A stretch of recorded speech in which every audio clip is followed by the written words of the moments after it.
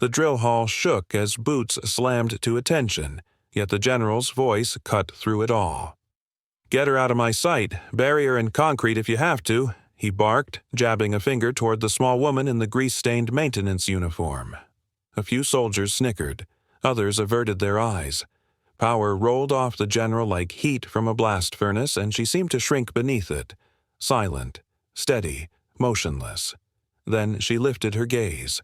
One faint scar caught the light. Her eyes didn't challenge him. They measured him.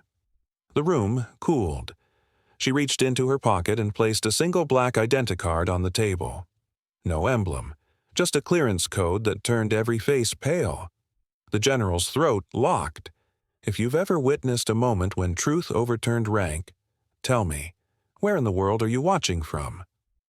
She entered the lower levels before sunrise, when the corridors still held the night's cold and the ventilation hummed like a distant engine.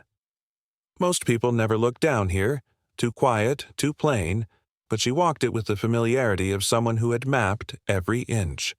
2 centuries passed her without a second glance. Good. Anonymity was holding. Mara Vance kept her hands in her pockets, fingers brushing the plain identicard clipped inside. No rank, no emblem. Just a number that opened doors no one on this base even knew existed. Down here she was just another maintenance officer, short, forgettable, smudged with dust from places no one bothered to clean. And that was exactly how she needed it. The subterranean command complex stretched out in concrete arteries, each tunnel feeding into the beating heart of the base. Fluorescent strips buzzed above her head, giving the air that sterile blue tint shared by hospitals and operations rooms, places where truth was often drowned by protocol. Officers brushed past her, their shoulders tight with the urgency of people who believed they ran something important. She watched them quietly. Power spoke loudly here. Authority whispered. One captain complained to another about the audit nuisance HQ was sending. Mara almost smiled. The man they feared was already here, walking 5 paces behind them in a uniform no one bothered to inspect. She adjusted the tool pouch on her hip and kept moving. Every base had a feeling to it, a pulse. This one beat wrong. She saw it in the eyes of the young privates who carried themselves like they were carrying secrets. She heard it in the clipped tone of officers who barked orders to compensate for whatever they feared in the silence.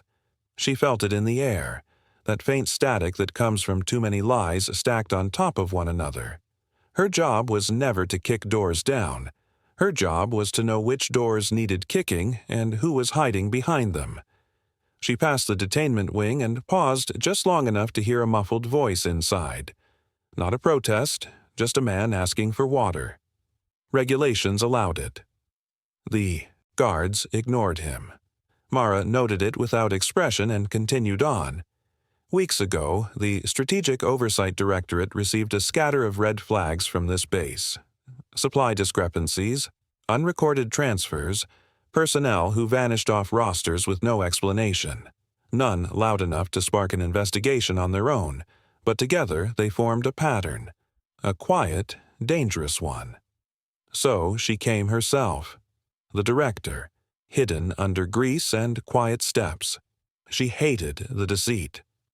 Every time she let someone brush past her without saluting, something in her chest tightened. But exposure too early meant failure, and failure here would cost lives.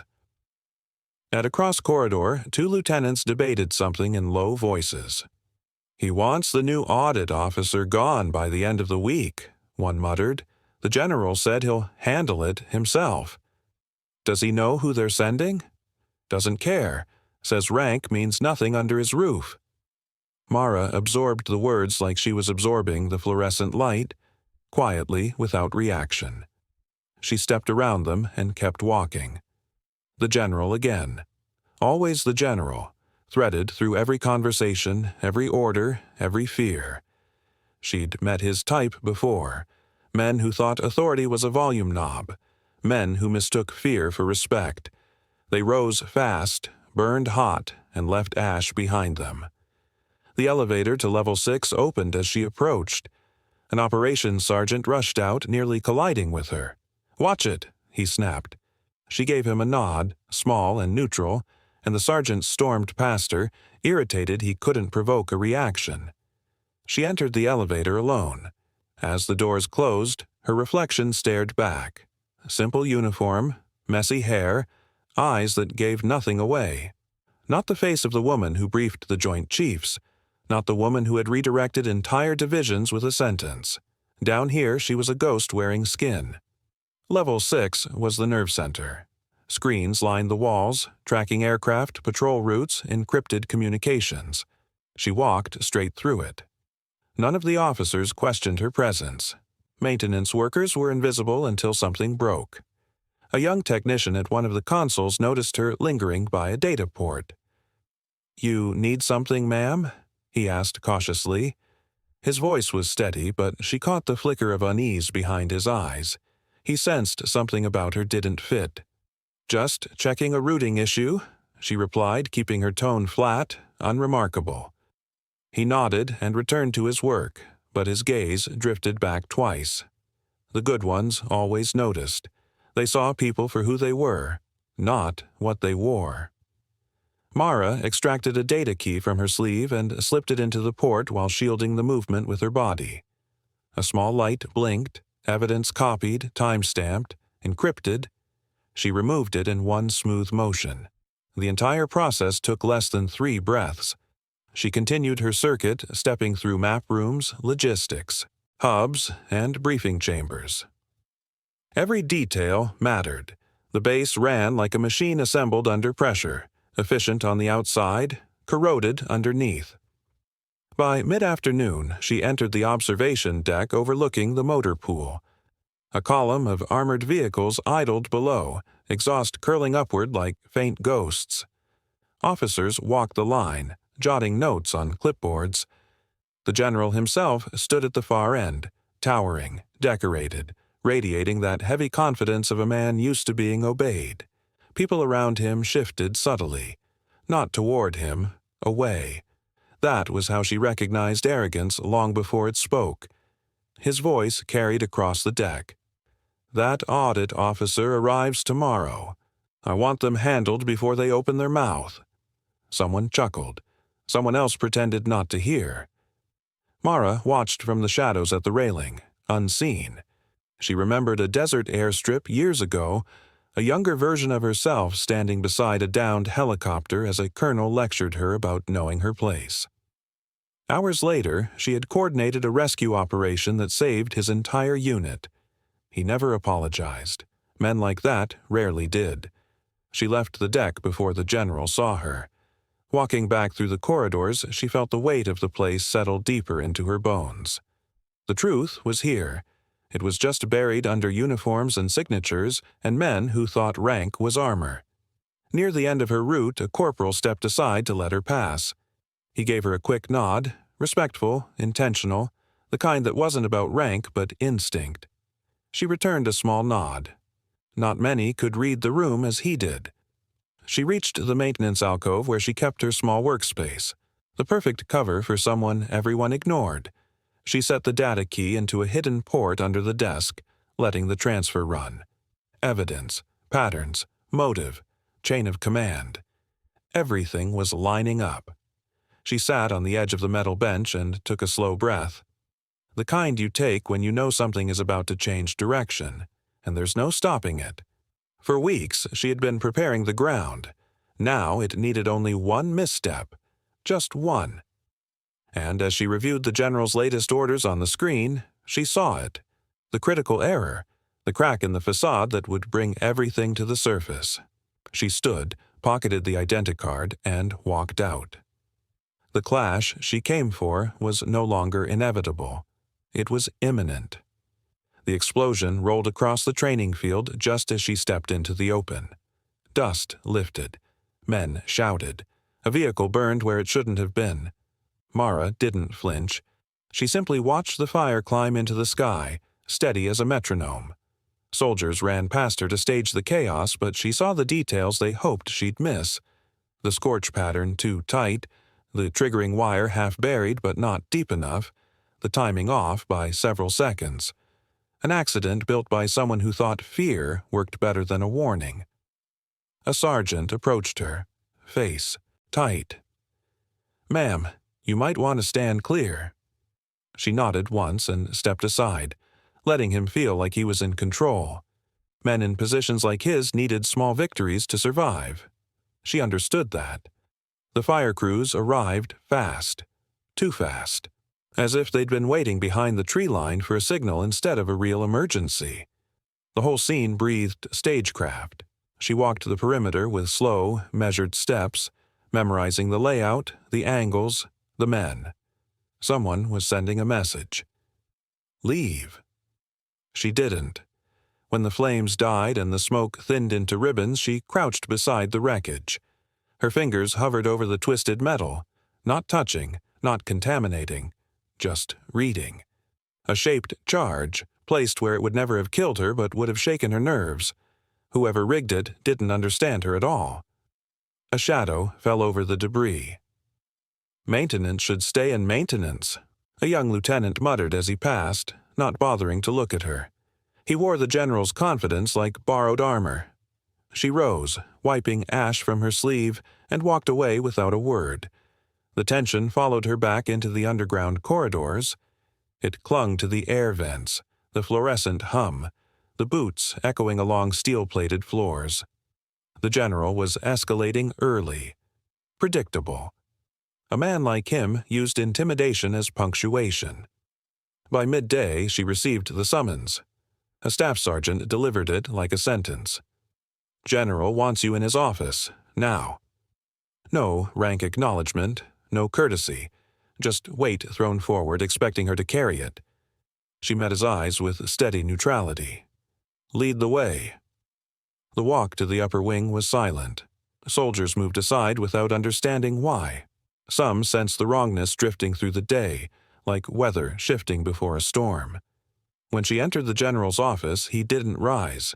He didn't even greet her. He sat behind his desk, large, polished, built to intimidate, flanked by two aides who looked at her the way men look at a puzzle they're sure is beneath them. "So," the general said, leaning back, "you're the inspector they sent." His tone carried the casual contempt of someone swatting at a fly.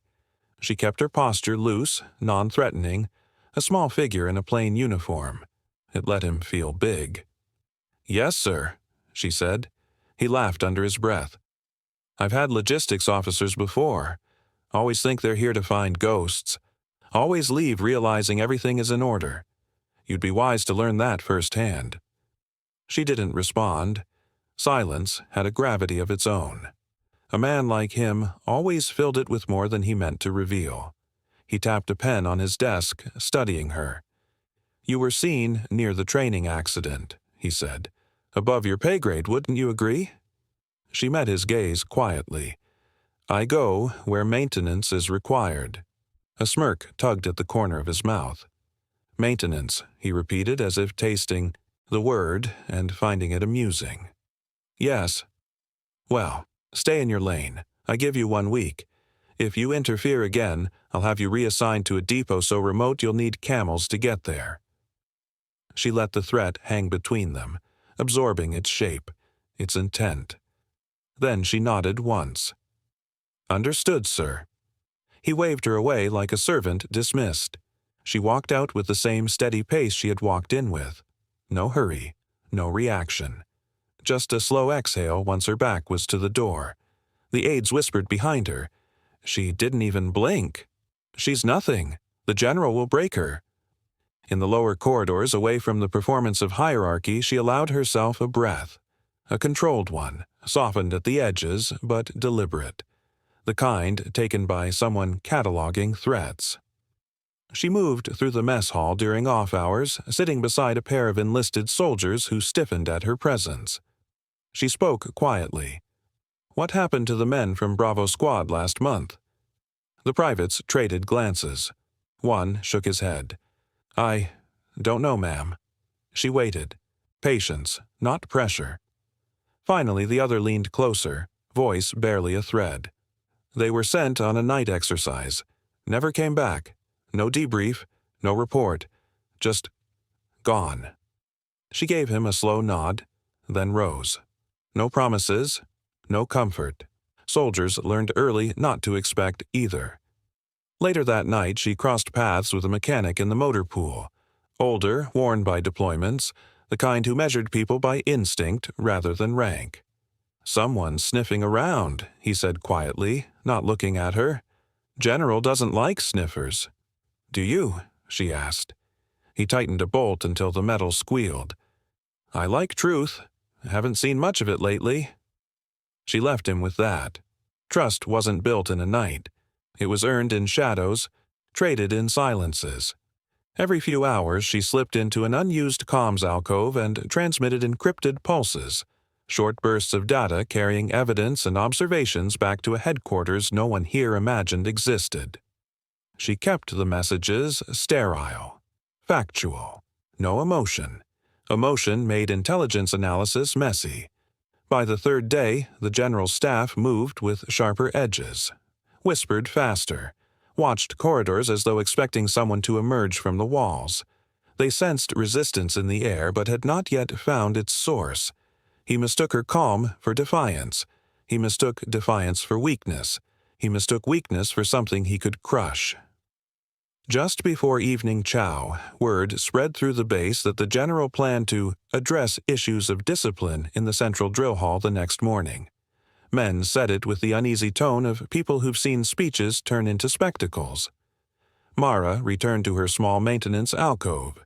She sat on the cold metal bench, elbows resting on her knees, eyes fixed on the floor. The pieces were aligning faster than expected, pressure lines forming beneath the surface. The staged accident, the threats, the disappearances, the general's rising impatience, all converging toward a confrontation he believed he controlled. She stood, palm brushing her identicard through her pocket. Tomorrow he would try to break the stranger he thought she was. Tomorrow he would learn who she truly was. And the revelation would not come gently. The formation stretched across the drill hall like a sea of uniforms waiting for a storm. Every soldier stood at rigid attention, boots aligned, eyes forward.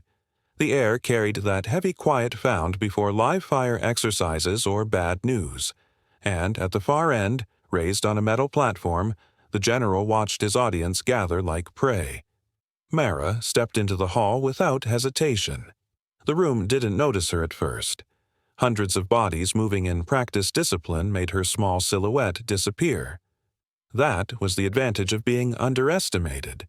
You slipped through crowds like smoke. But the general noticed. He lifted a hand, sharp and deliberate. "You," he called out, "front and center." Voices stilled, heads turned. Officers exchanged curious looks. Why summon maintenance staff to an assembly? Mara's pace remained measured as she walked toward the platform, boots tapping a steady tempo across the concrete. When she reached the marked line 10 feet below the general, he didn't speak right away. He let the silence swell, feeding off it. Some leaders inspire with quiet, others weaponize it. He belonged to the second category.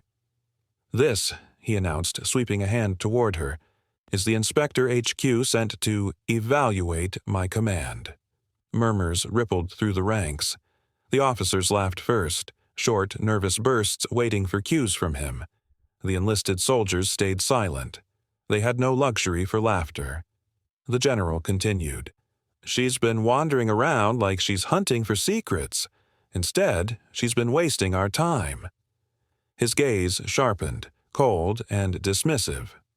"Tell me, Inspector, do you even know what a chain of command looks like?" Mara didn't answer. Her hands hung loosely at her sides, her breathing steady. Only the smallest tightening in her jaw betrayed anything human beneath the stillness. He stepped closer, boots ringing heavy on the metal. "Cat got your tongue? Or are you realizing you're out of your depth?" More laughter, though softer now, uncertain. She let her eyes travel across the formation. Dozens of young soldiers watched her with the same unease she'd seen in war zones when men sensed something buried beneath the surface. Pressure lines just before a breach. The general exhaled loudly, as if bored. "Fine," he said. "If you won't speak, I'll make this simple. Military police. Detain her. Charge her with obstruction of command." 2 MPs broke from the formation.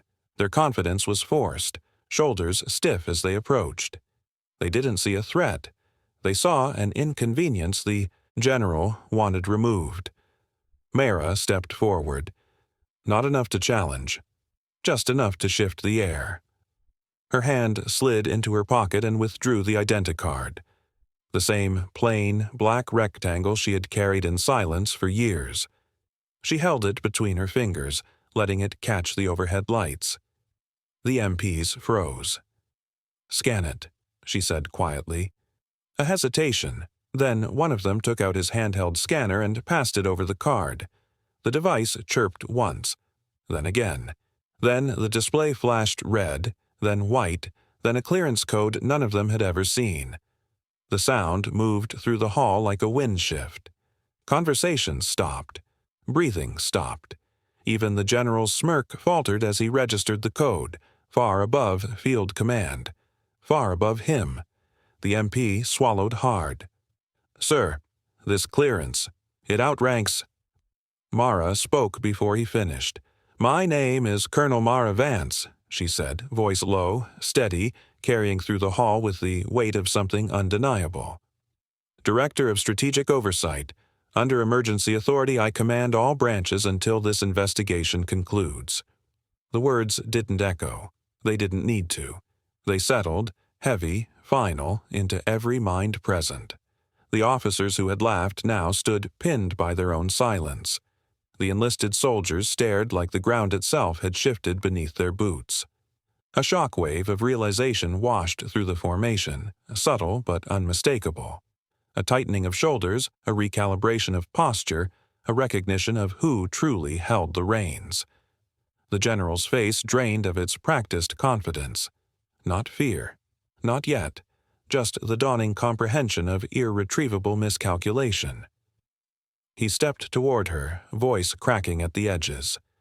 "You expect me to believe—" "You can believe the scanner," she replied calmly, "or call the Joint Chiefs and ask why your access doesn't allow that call." A ripple of unease. A lieutenant discreetly stepped away from the general, putting half a pace of distance between them. Loyalty could be loud, until it realized it had been standing on the wrong side of history. The general looked around and saw the truth in their faces. He no longer controlled the room. Mara returned the card to her pocket with the same deliberate motion she used when loading a magazine. No flourish, no triumph, just procedure. Then she spoke to the formation itself. "You have acted with discipline under difficult leadership," she said softly. "I respect the uniform you wear, and I expect accountability from the man who commands you." No shouts, no applause, just a breath held by hundreds of soldiers unsure what the next moment would bring. The general's jaw clenched. His eyes burned, not with fear of punishment, but with the desperation of someone watching their empire crack. Arrogance didn't die quietly. It clawed. He turned on his heel without a word and stormed out of the hall, aides scrambling behind him. Mara remained still until the soldiers were dismissed, then walked out alone, her steps calm, measured, the quiet center of a storm now fully awake. His humiliation should have ended the conflict. Instead, it lit the fuse, and the general, cornered, exposed, would not retreat without striking back. The lockdown sirens began with a single rising note, the kind that made veterans straighten before they understood why. Doors clamped shut across the base. Radios crackled with scrambled orders, and somewhere above the noise the general's voice cut through like a blade. "Security breach. High-level imposter on base. Detain on sight." Mara didn't wait to hear the rest. She was already moving. She slipped into a maintenance corridor as the bulkhead behind her slammed closed, locking a line of officers on the other side. The fluorescent lights flickered. Old wiring, unreliable. Perfect for disappearing. Her footsteps stayed soft on the grated floor, each one placed with the precision of someone who'd learned long ago how to move without giving herself away. The general wasn't wasting time. She respected that in a distant, clinical way. A cornered man acted fast. A guilty one acted loud. He was both. Security teams poured into the main arteries of the complex, boots pounding, radios hissing. She heard one officer bark, "General says the card's fake. He wants her contained. Dead or alive? Dead or alive?" A small escalation, delivered carelessly. He was losing grip. She stayed low as she crossed beneath a web of pipes feeding into the geothermal generators. Hot air drifted around her. The corridor narrowed into shadow. She could feel the base shifting moods, the same walls, different heartbeat. She pulled a compact comms unit from her sleeve, tapped twice against the housing, and waited. Static. Then a quiet voice. "Director, I'm here." Sergeant Hale, embedded for 7 months. No official record of his presence. A ghost inside the machine. "Location?" she asked. "Sublevel 3, near server vault access. You'll have movement in your sector in 30 seconds." She allowed a slow exhale. Hale didn't exaggerate. If he said 30 seconds, she had 28 left to reposition. She slipped down the ladder well, hands gliding over cold metal, boots brushing each rung in a rhythm controlled by muscle memory. She dropped the last 8 feet, landing silently. Sub-level 3 was darker. Fewer personnel worked down here. Machines hummed behind steel doors, processing data the base pretended not to have. She walked between them without breaking pace. As she approached the junction before the server vault, Hale emerged from between 2 coolant conduits like a figure carved out of shadow. Lean, sharp-eyed, calm. "You picked a hell of a day to drop the mask," he said. "Timing wasn't voluntarily chosen," she replied. He almost smiled. "He's scared. Yes. And dangerous. Also, yes." Their exchange lasted only seconds. But in those seconds, Mara measured the tension in Hale's shoulders, the way his hand hovered near his holster, the quiet readiness in his posture. He was prepared for the worst version of the next hour. She nodded forward. "Show me what you found." He led her down the corridor toward a reinforced hatch, server vault access. The door's sensor glowed amber. "Encrypted logs," Hale said. "Transfer manifests. Personnel reports that never existed on paper. Enough to bury him." Bury him. The irony wasn't lost on her. Before she could reply, the base speaker system crackled again. The general's voice boomed through every corridor. "All personnel be advised. The individual claiming authority is a hostile plant. Do not rely on her credentials. She has compromised internal systems. She has attacked our men. Detain with extreme prejudice." Hale's jaw tightened. "He's turning the whole base against you." "No," Mara said quietly. "He's trying. There's a difference." They keyed the hatch. It slid open with a hydraulic sigh, revealing rows of servers blinking in cold blue light. The air tasted metallic from coolant circulating through the systems. Information lived here, raw, unfiltered, damning. Hale moved to a terminal, pulling up files he'd prepared for extraction. "I scrubbed my tracks best I could, but once we start the dump, they'll know we're here." She studied the maze of blinking lights. They already know. 2 minutes into the data transfer, the lights overhead flickered. Not the usual buzz of failing fluorescence. This flicker carried intent. She felt it settle on her skin before she heard the sound. Boots, multiple, fast. Hale's hand went to his weapon. She shook her head. "Not unless necessary." He didn't argue, but his stance stayed sharp. The breach charge detonated at the far door, small, directional, calculated to stun rather than kill. The concussion rippled through the vault, rattling the racks. Mara dropped behind a support pillar, Hale beside her. Shadows spilled into the entryway before the smoke cleared. Not MPs, not regular soldiers, mercenaries. Quiet uniforms, mismatched gear, rifles held with the confidence of men who'd fired them outside official missions, One swept the room with a laser sight. "Target is inside," he said. "Orders are live capture." Live capture. She felt the shift in those words. The general didn't just want control. He wanted ownership. Hale leaned close. "We can't take them all. We don't need to." She lifted her head just enough to see the angles. The mercenaries moved with discipline, but they didn't understand this room, its blind spots, its bottlenecks, the way sound traveled beneath the fans. She did. The first one stepped too far forward. Mara rose, drew, and fired a controlled double tap, one to the shoulder, one to the thigh. Non-lethal, incapacitating, precise. He collapsed, weapon, skidding across the floor.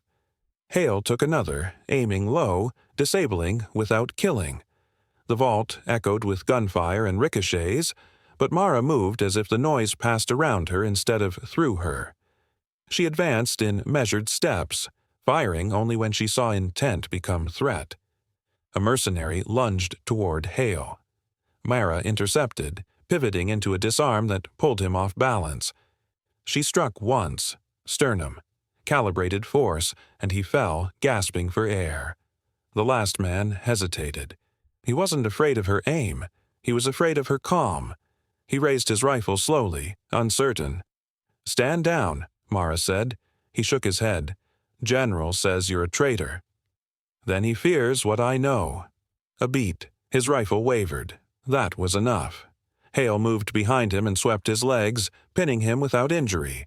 The vault went quiet except for the hum of servers and the distant thud of more teams moving through the base. Hale checked the transfer. "We're close. Another 30 seconds." She scanned the downed mercenaries. All alive, all breathing. Good. Not their fault. The base speakers crackled again, more desperate this time. "All personnel, she is armed and dangerous. She has killed multiple men."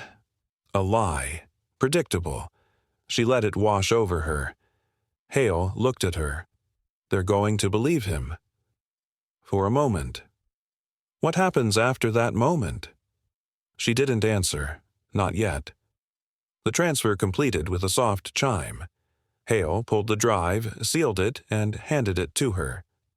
"Everything's here, enough to end his career."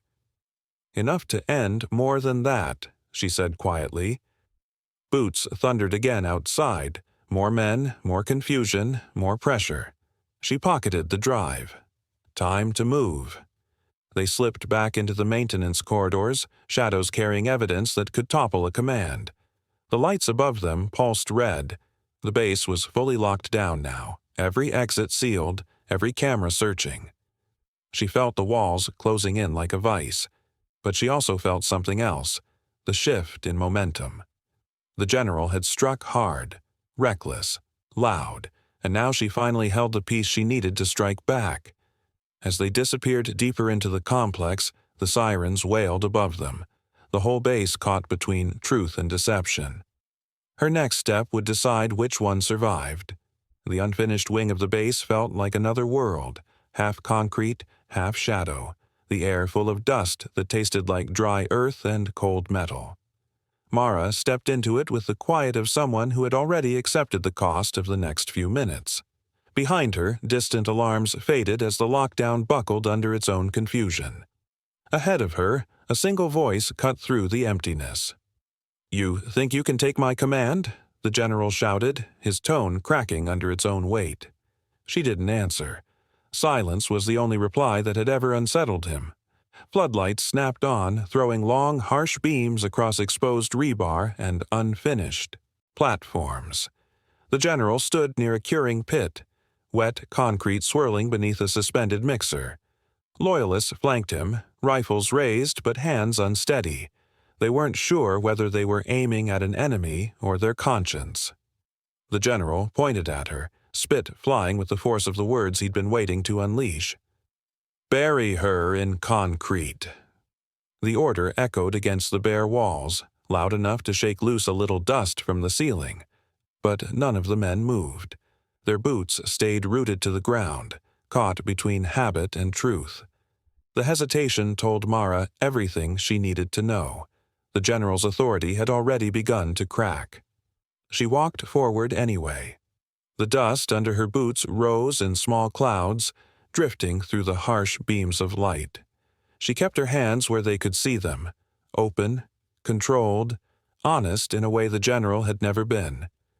"It ends now," she said, voice measured, nothing more than a steady breath shaped into words. "Stand down." Her calmness enraged him. He grabbed a crowbar from a stack of tools and stepped toward her, face flushed, eyes wild. "You don't command anything here." "I do," she replied softly. "You just never recognized quiet authority when it stood in front of you." The line wasn't meant to provoke. It was meant to offer him one last off-ramp from disgrace. But the moment it left her mouth, she knew he wouldn't take it. He roared and charged, not with technique, not with intention, just raw panic wrapped in muscle, the kind of charge that wins bar fights and loses battles. He slammed into her, trying to force her backward toward the pit. The concrete mixer churned behind them, thick and slow and hungry. She felt his weight crash into her ribs, but she'd weathered worse in sandstorms and city alleys and night raids where the moon was the only witness. She let his momentum carry them both, stepping aside just enough to redirect him off-center. The crowbar swung past her head, clipping a scaffold pole with a scream of metal. He stumbled. She didn't.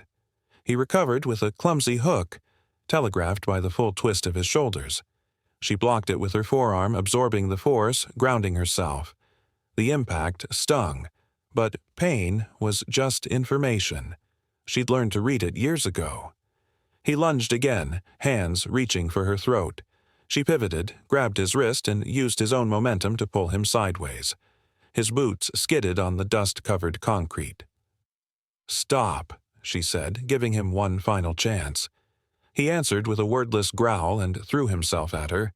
This time, she ended it.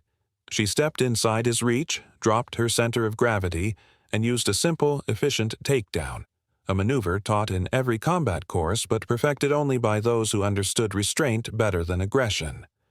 In one controlled motion, she twisted his wrist, swept his leg, and brought him crashing onto his back. The breath left him in a single, broken exhale. She pinned him with her knee, not crushing, not harming, just declaring the truth he'd spent years avoiding. "It's over," she said. Around them, his loyalists lowered their rifles, some out of fear, some out of relief, and some out of respect for the woman who had done what none of them had dared. Boots echoed from the far corridor, measured, synchronized, practiced. Reinforcement teams from headquarters poured into the wing, weapons ready but not raised. Their commander stepped forward, recognizing Mara instantly despite her plain uniform. "Director Vance," he said, bowing his head. "Beacon located. Area secured." Mara rose from the general's chest. He tried to stand, but the soldiers surrounded him before he could make another reckless decision. His arrogance had melted away, leaving only a hollow shell of a man who had mistaken fear for loyalty. The headquarters personnel glanced at Mara with a mix of awe and apology, for having arrived too late, for having once misjudged her role, for witnessing the truth only at the end. But the enlisted soldiers who filtered in afterward, those who had mocked her, ignored her, brushed past her in corridors, they froze when they saw her standing over the man who had ruled them with intimidation. They didn't salute. They didn't cheer. They simply stared with the quiet understanding of people who had misread a battlefield and now saw its true terrain. Mara brushed concrete dust from her sleeve. Her voice, when she finally spoke, was calm enough to settle the air. "Secure him. No harm." The general's eyes widened. "You think mercy buys you anything?" "It buys me clarity," she said. And clarity was something he had lost long before she arrived. As they dragged him away, his eyes stayed locked on hers, not with hatred, but with the stunned realization of a man finally seeing the truth he had always denied. Mara watched him go, her breath steady, her posture unbroken, surrounded by soldiers who now understood the quiet gravity of the authority she carried. The wing fell silent except for the settling dust. Justice had weight. But aftermath carried more, and Mara, steady as ever, was already facing where the next step must land. They moved the general before sunrise. No spectacle, no announcement, just a small column of MPs escorting a man who finally understood the cost of confusing fear with loyalty. His boots dragged slightly, as though the weight pressing on him came not from cuffs, but from clarity arriving too late. Mara watched from a distance. Not hidden, simply present in a way that blended with the quiet of dawn. The base was different now, its tension unwound into something softer. She could feel it in the way soldiers walked. Slower, breathing deeper, adjusting to the idea that truth had survived the night. She stepped into the main corridor where the first weak light of morning filtered through narrow windows. Concrete that had seemed sharp and hostile yesterday now felt steady under her boots. The silence carried a new tone, no longer the quiet before conflict, but the quiet after survival. Officers awaited her near the command center. They straightened when she approached, instinct pulling them toward formality. She gave them a nod, permission to breathe. "Restore standard operations," she said. "Secure all personnel files. No disciplinary action without oversight review."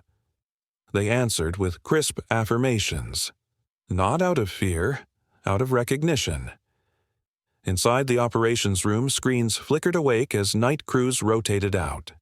Mara issued a few more instructions. Light touch, no heavy changes. The base didn't need a new ruler. It needed balance, not another iron weight pressing down on it. A young lieutenant approached her, hesitant. "Ma'am, those men who disappeared, will their families know the truth now?"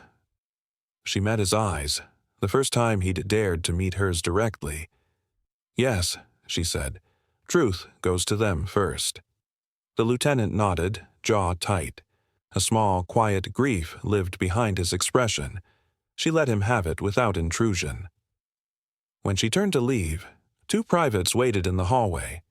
Barely more than kids. Boots too new, eyes too old. One cleared his throat. "Ma'am, thank you for not stepping over us." She paused. Their gratitude wasn't about her rank. It was about how she carried it. "You did your duty," she said. "That matters." The second private swallowed hard. "Still, thank you." She didn't smile, but something gentler moved through her expression, a brief softening before she walked on. Outside, the sky was pulling itself open, streaked with pale orange. The rotor wash of distant Apaches drifted faintly across the field, a reminder that the world was already shifting toward whatever came next. Bases didn't sleep long. Duty didn't allow it. Headquarters transport arrived shortly after. A small convoy, minimal escort. Her superiors kept their distance from the chaos of political fallout. They left the field work to those who could breathe inside it. The debrief was brief by design. A senior official reviewed her report, the encrypted drive now secured in hardened storage. "You handled this cleanly," he said. "Could have been worse." "Could have been better," she replied. He nodded. "Reforms?" "Systemic," she said. "Command checks, anonymous reporting channels, rotational oversight, quiet measures, no headlines." "And you'll lead it?" "No." A pause, not disagreement, curiosity. She placed her identicard on the table between them. The black rectangle looked strangely heavy in the morning light. "I did what was needed," she said. "Someone else can carry the weight next." "You're stepping down?" "No," she said, closing her hand around the card again. "Stepping sideways." He didn't push for explanation.